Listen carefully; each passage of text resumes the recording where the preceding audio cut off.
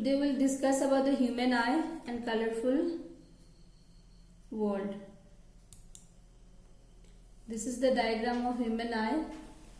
So I'll discuss one by one part of the human eye. So first of all, this is the eyeball, and the first part of the eye is called as a cornea. It is a very thin membrane, and then after that this part is the aqueous humor, and then this is the lens, crystalline convex lens. This is the retina, the screen on which the image is formed. As you know, the real image to be formed, there must be a screen. In this case, in the case of our eye, the retina is the screen on which the image will be formed. The retina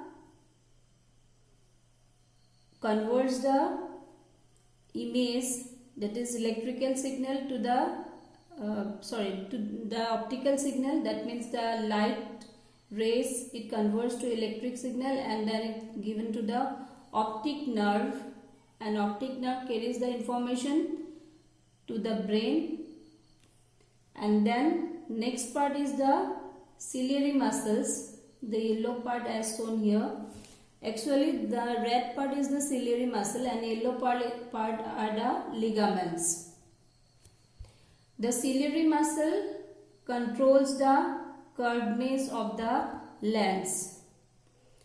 When the ciliary muscle expands or it relaxes, then it relaxes like this way. And when it relaxes, the lens get maximum space to get expand, and the curvature of the lens decreases. That means the lens become thin and long. And when the lens become thin and long, the focal length of the lens increases. This takes place when we have to see any object which is very far from us, and when we have to see some object which is closer to us. At that time ciliary muscle contract, and when it contracts, it comes down, it contracts like this, and that time the space for the lens will be decreased, and then the curvature of the lens increases. The curvature of the lens increases, that means the lens become more curved, and when the lens become more curved, as you know, the focal length decreases, and that time we can see the object which is closer to us. And this is the way the lens adjusts its focal length, and this process is called as power of adjustment, and this process is called as power of accommodation. These two parts are called as iris. The iris determines the color of our eye.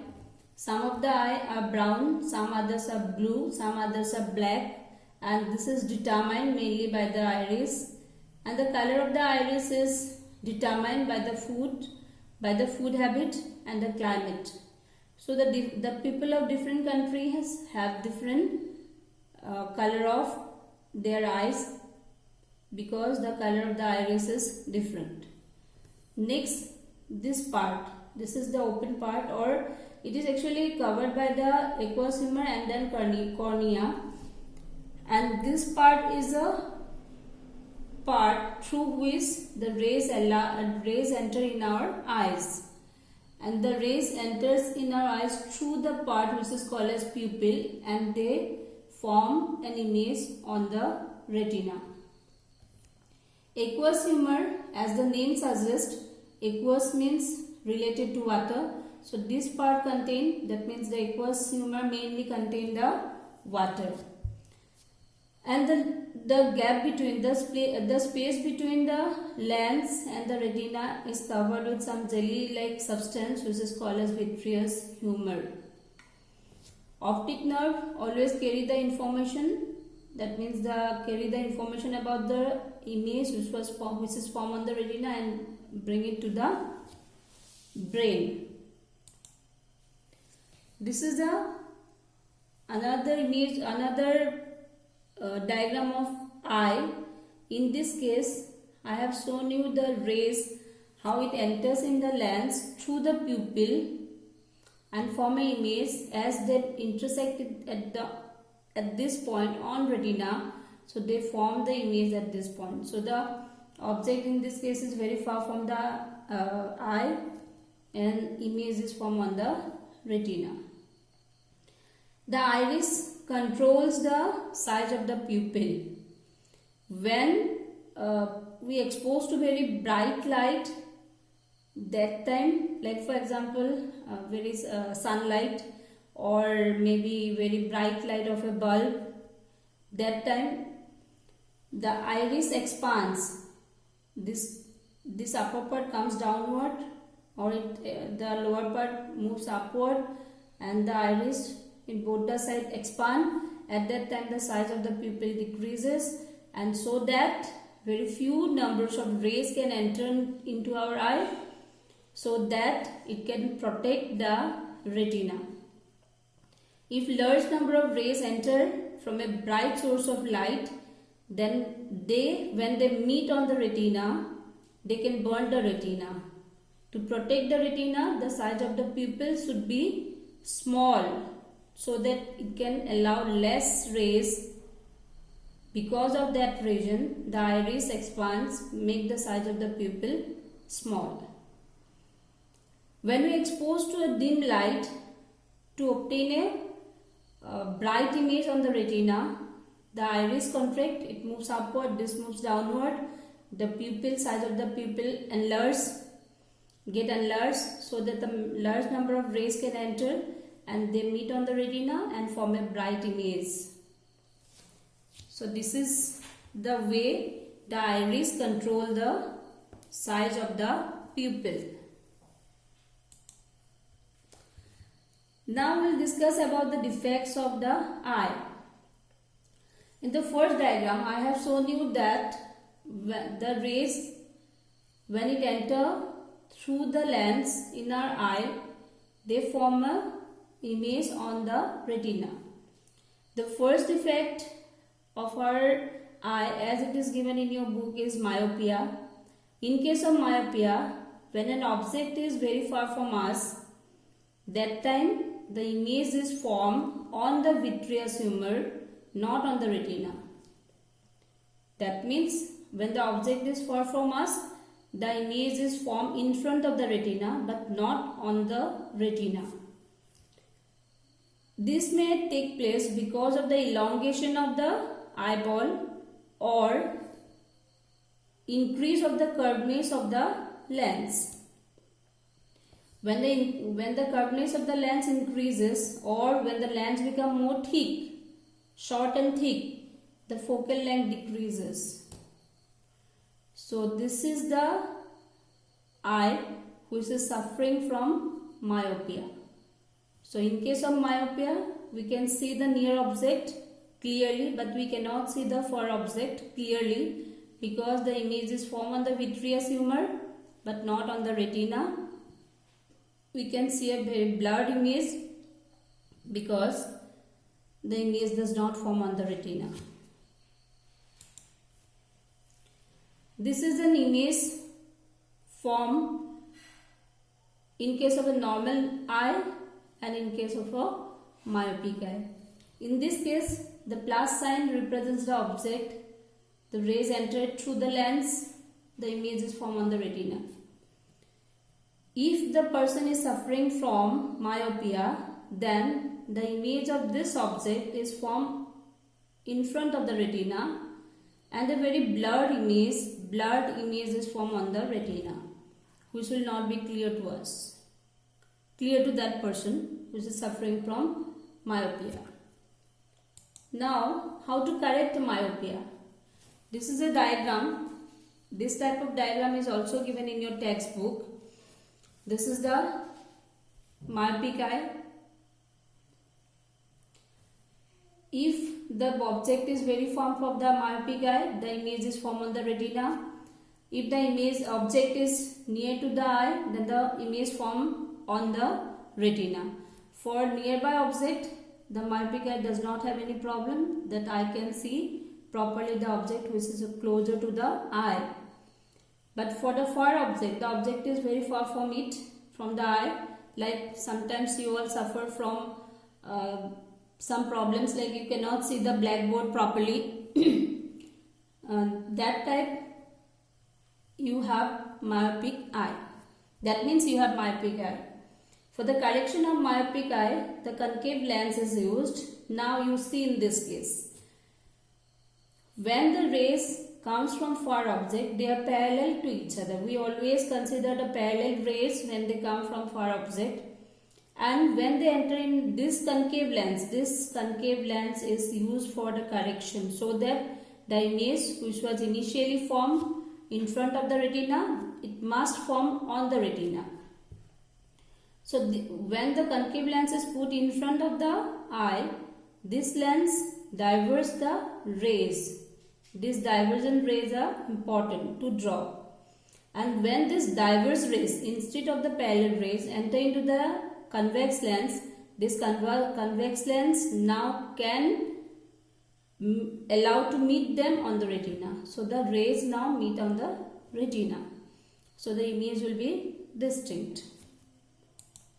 Now come to the hypermetropia, the next defect as it is given in your book. In this case, this candle is the object. For a normal eye, the image is formed on the retina. Here you see the image is given as inverted.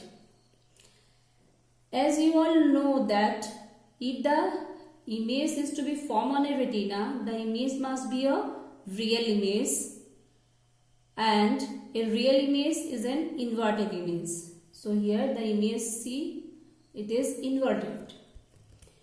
In case of normal eye, this inverted image which is formed on the retina, but in case of the hypermetropic eye, the image is formed behind the retina. In this case, I will tell you something. The inverted image which is formed on the retina, this information is carried by the optical nerve to the brain, and brain process it and give us the information about the erect image. The inverted image make erect by the brain. This object, in case of hypermetropic eye, the image of this object formed behind the retina. And to correct this, okay, before that, because of what a person may suffer from hypermetropia, this because of two reasons again. If the eye will become small, or if the convex lens become elongated, or the curveness of the convex lens increases. Because of these two reasons, a person may suffer from hypermetropia. Now how to correct it? If we can place a convex lens in front of our eye, these rays get more converged, and then the image can be formed on the retina. So by using a convex lens, we can correct the hypermetropia. So in case of hypermetropia, a person has difficult to see the nearby object. Hypermetropic eye can see the far object, but it is difficult for the hypermetropic eye to see the nearby object. This is how it is corrected. These are the rays. They meet here behind the retina. This is the lens. And when we put the convex lens in front of our eye, they meet on the retina. So this is the way the hypermetropic eye can be corrected. Now come to the prism. Prism is a transparent material, three-dimensional, and it has 5 surfaces. 1, 2, 3, 4, and here it is 5.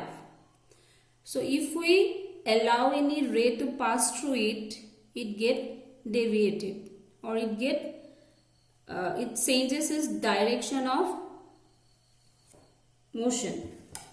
See here, in this case, this is the incident ray, as soon as it enters in the prism, this ray gets refracted. As you know, when it enters from the air to the glass, it bends towards the normal, and when it goes out from the prism, it bends away from the normal. Here it bends towards the normal, and here it bends away from the normal. This was the original direction of the incident ray, and this is the direction of the emergent ray. This ray is called as emergent ray. This is the incident ray, this is the refracted ray, this is the emergent ray.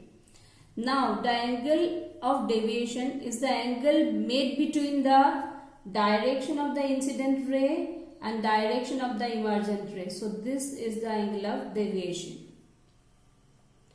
And this is called as the angle of emergent or emergent angle.